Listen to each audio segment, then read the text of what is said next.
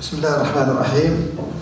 في البداية الشكر لرجال الإعلام والصحافة، الشكر للضيوف الكرام الأفاضل وللحضور الكريم. في هذا العرض الذي سنتقدم به سأحاول في البداية أن أقدم لماذا ندوة صحفية أو صحفية اليوم. تأتي هذه الندوة من حيث السياق بعد استلامنا للحكم القضائي الاستئنافي، لا أقول القانوني ولكن السياسي، وبعد دراسته بإمعان والتوقف. نحن لسنا من أولئك الذين يصدرون المواقف بسرعة، أخذنا وقتنا وتشاورنا مع هيئة الدفاع.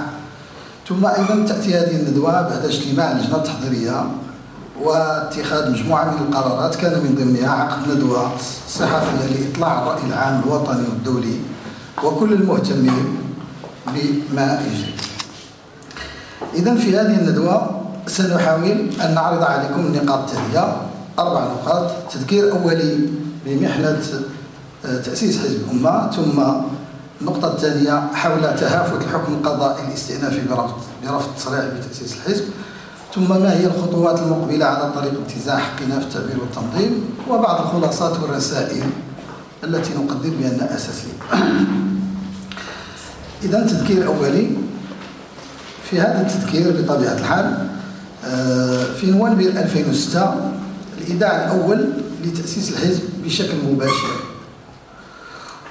وإنكار وزارة الداخلية تسلمها، هذه من إحدى المفارقات. إذا التأسيس ليس اليوم، ومنذ نوفمبر 2006 ونحن نحاول أن نؤسس. في غشت 2007 وزارة الداخلية تقدم على إحالة ملف الحزب على القضاء الإداري، وبطبيعة الحال هذا القضاء يصدر قرارا برفض التصريح لأننا لم نقدم ما يكفي من الأدلة لإثبات وقع الإيداع ويحكم ببطلان التأسيس. في مارس 2012 قمنا بالإيداع الثاني لتأسيس حزب الأمة عبر عون قضائي، وحصلنا هذه المرة على وصل الإيداع، واعتبرنا بأن تحصيلنا على وصل الإيداع هو تطور. ولكن للأسف الشديد في مايو 2012 وزارة الداخلية تحيل الملف مجددا على القضاء الإداري من أجل رفض التصريح بتأسيسه. في يونيو 2012 يصدر حكم إداري ابتدائي يقضي بصحة تصريح بتأسيس الحزب. ثم في غشت 2012 وزارة الداخلية تستأنف الحكم بنفس المبررات التي رفضها القضاء الإداري الابتدائي للأسف الشديد. وفي يناير 2013 هيئة الدفاع الشريفة المناضلة ترسل عريضة النقد إلى محكمة النقد. وبهذه المناسبة أود أن أحيي كل هذا الفريق الذي تضامن معنا طيلة هذه المحنة، وهو معروف، هو فريق دفاعي معروف تجده في كل القضايا العادلة لشعبنا المغربي. إذن الخلاصة ما يفوق 6 سنوات عجاف من أجل الحصول على المشروعية القانونية في زمن يتبجح فيه البعض بالإنجازات الديمقراطية والحقوقية. طبعا هنا كاين 2 المفاهيم أساسية في علم السياسة، وهو المشروعية والشرعية. نحن لا نتكلم في الشرعية لأن هذا موضوع الشرعية الديمقراطية والحقوقية غير موجودة. نحن نتكلم عن المشروعية القانونية، أي مدى مطابقة هؤلاء القوم للنصوص القانونية التي دبجوها وهو صعب. إذن هذا مشكل. نحن نتكلم في مجال المشروعية، أما مجال الشرعية الديمقراطية فلا كلام ولا حديث. إذن نبدأ بالفقرة الأولى وهي تحليلات الحكم القضائي، عرض ومناقشة وخلاصة. الحكم القضائي الاستئنافي حينما اطلعنا عليه وجدناه يركز على 3 ديال النقاط أساسية.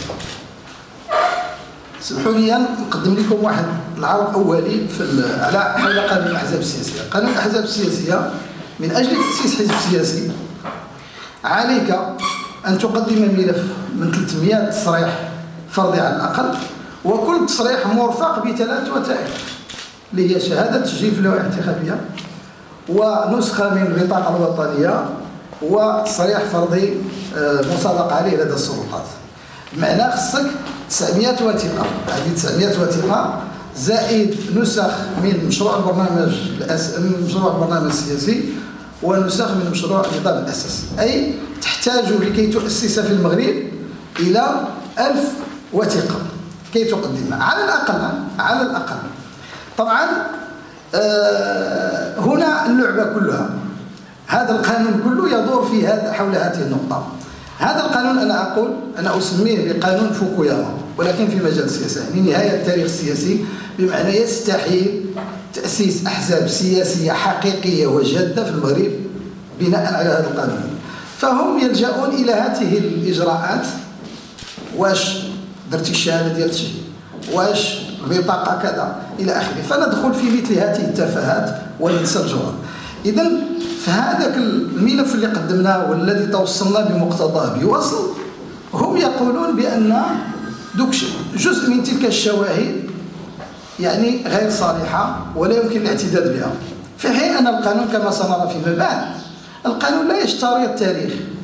القانون يقول شهادة تسجيل في اللوائح الانتخابية ولا يحدد تاريخ، ولكن هم أرادوا أن يلعبوا هذه اللعبة لكي يقولوا، وبالتالي يستحيل، نحن قمنا بدراسة يستحيل تأسيس حزب سياسي بمنطق هؤلاء القوم. إذا هذا هو التعليل الأول. التعليل الثاني قالوا بأن مشروع النظام الأساسي لم يحدد مسطرة تزكية ممثلي الحزب لاستحقاقات الانتخابية، غير صحيح كما سنبين. ثم التعليل الثالث للأسف قالوا بأن مشروع النظام الأساسي لم يحدد الشخص المؤهل للتوقيع على قرار الاتحاد أو الانضمام للأحزاب السياسية. هذا أليس تعليل يعني يبعث على البؤس؟ يعني نحن نشفق على هؤلاء الناس، لم يجدوا يعني تعليلات لكي يبنوا عليها مثل هذه التعليلات الأساسية. نحن نسلم بما قالوا، ولكن هذه التعليلات الأساسية التي بنوا عليها موقفهم. إذا أرى نناقشوا التعليلات الثلاث. حول التعليل الأول، أنا ما غاديش نطول عليكم، عندنا هنا واحد التصميم هو اللي كيفضح اللعبة كلها. هذا التصميم هذا ماذا يقول؟ نظيرة هذا التصميم نتمنى لا تكون حسابها. لاحظوا معي هنا أن 5 نوفمبر صدر مرسوم يحدد بأن 11 نوفمبر كان آخر أجل لإيداع ملفات ترشيحات الانتخابات التشريعية، وصدر أيضا بمرسوم هو هذا.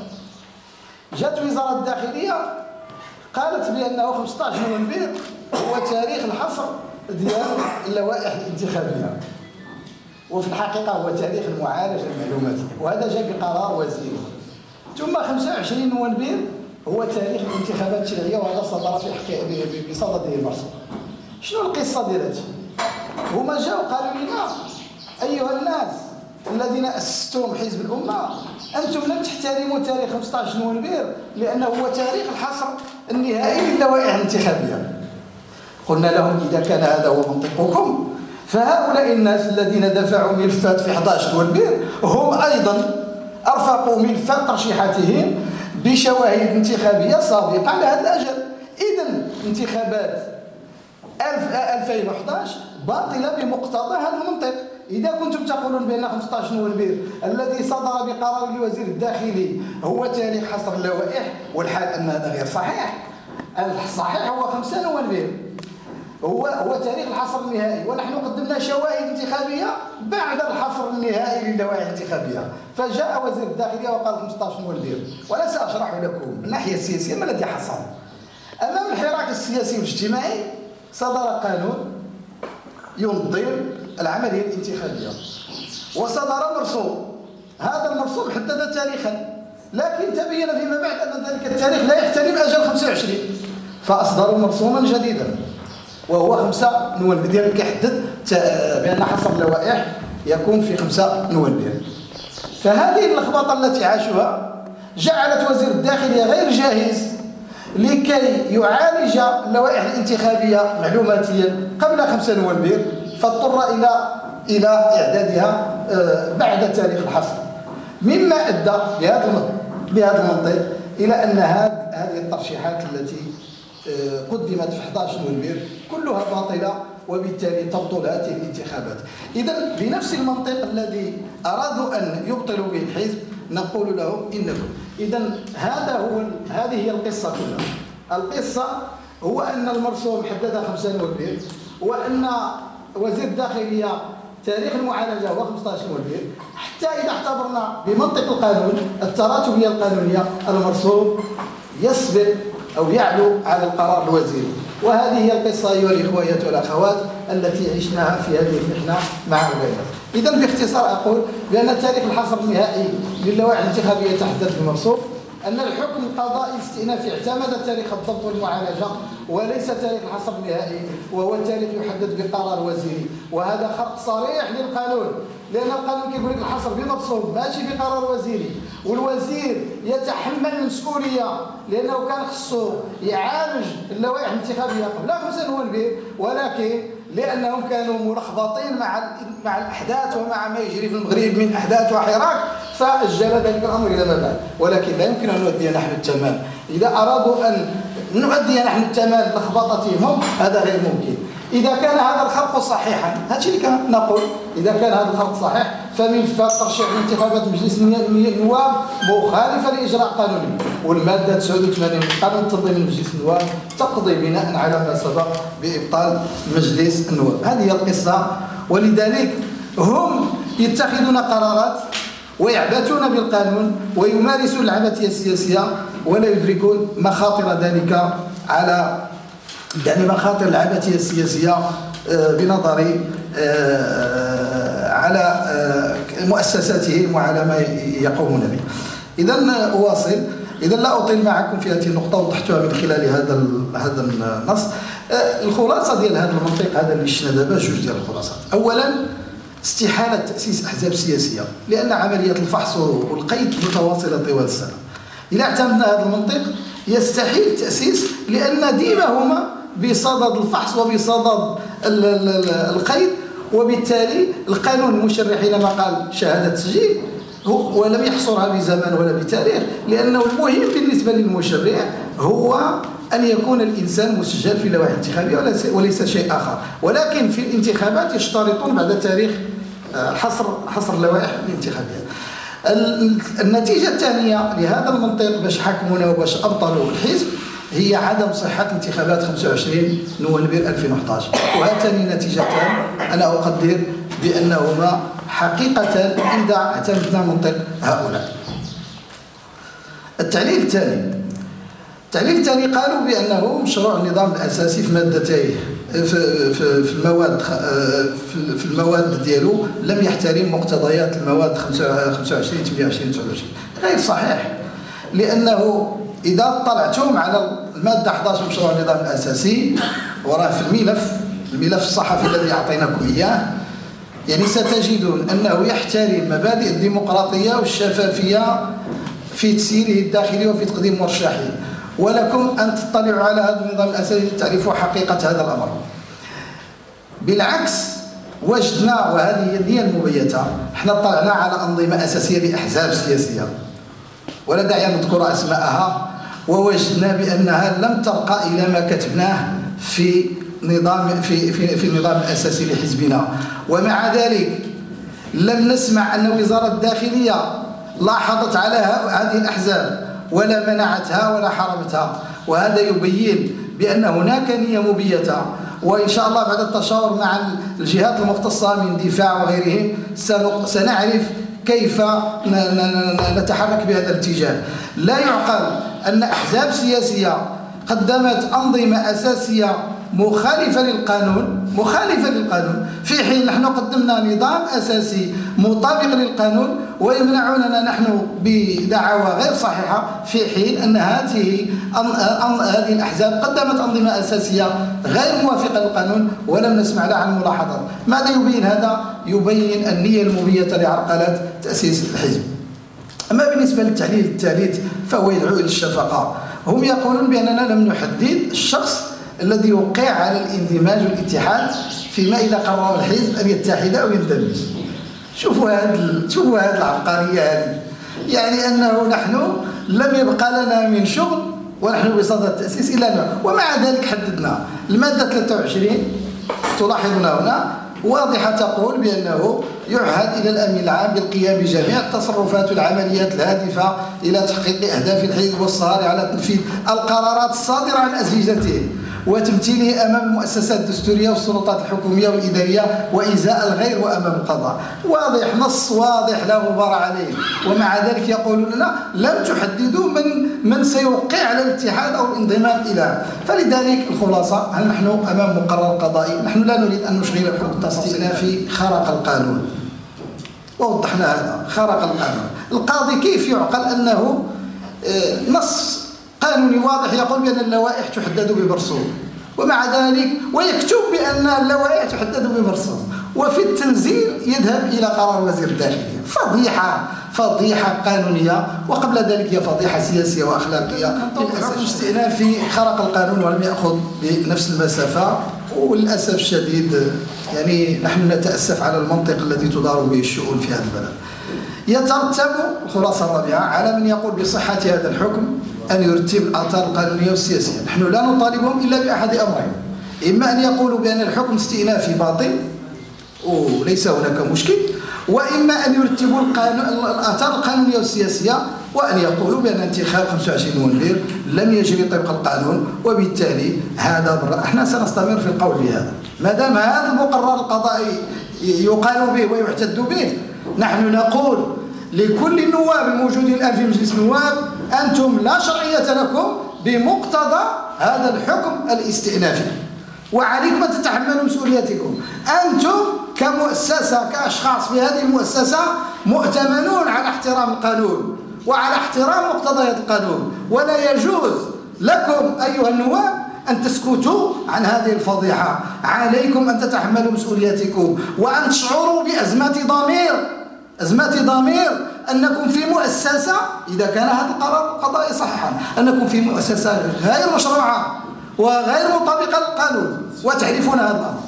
الخلاصة الخامسة: سنرى هل سيتحمل رئيس الحكومة ووزير العدل والحريات ورئيس مجلس النواب ورؤساء الفرق البرلمانية المسؤولية السياسية والدستورية والقانونية والأخلاقية، وذلك بالتوجه إلى المجلس الدستوري للبت في شرعية انتخابات 25 نوفمبر 2011، أم سيلودون جميعهم بالصمت؟ هذا تحدي كنطرحوه على هاد النواب، كنطرحوه عليهم على رئيس الحكومة ووزير العدل ورئيس مجلس النواب ورؤساء الفرق بمجلس النواب. نقول لهم إن محكمة التاريخ تسجل لكل من يسكت عن خلق القانون بهذا البلد. إن محكمة التاريخ ستقول كلمتها في كل شخص في يوم من الأيام، يوم تتحقق العدالة الحقيقية في كل شخص لم يحترم القانون وسكت عن خلق القانون. ثم سادسا: نحن نقول بأنه لا بد من إعادة النظر في قانون الأحزاب السياسية، لأنه تحول إلى آلية للمنع والتعطيل بدل أن يكون صونا للحريات والحقوق. وهذه الفضائح القانونية الصارخة التي عرفتها قضية حزب الأمة تمثل دليلا جديدا وإضافيا حول صحة ما نذهب إليه. ثم سابعا: إذا هذا الخرق الصارخ للقانون لن نرفع الراية البيضاء. خصهم يعرفوا هذه القضية دي، ما دام فينا عرق ينبض لن نرفع الراية البيضاء ولن نغير من قناعاتنا السياسية، وسنواصل كفاحنا السلمي المدني للحصول على المشروعية القانونية. ومعركتنا مستمرة من أجل دولة الحق والقانون، دولة المؤسسات والمواطنة الحقة، دولة الديمقراطية والحريات والحقوق. وقد اتخذنا جملة من المبادرات وسنواصل ولن نتنازل عن مواطنتنا وحقنا في التنظيم والتعبير بحول الله. كما قلت: ما بقي فينا عرق ينبض. وأخيرا ندعو كل شرفاء الوطن، حقوقيين وسياسيين وفعاليات مختلفة مدنية، إلى دعمنا الكامل في معركة الحق في التعبير والتنظيم. لا يمكن القبول جميع شرفاء هذا الوطن بهذه العربدة القانونية وبهذه الفضيحة القانونية. سنستمر في النضال إلى جانب كل شرفاء هذا الوطن، وما ضاع حق وراءه مطالب، وإن غدا لناظره قريب. وشكرا لكم.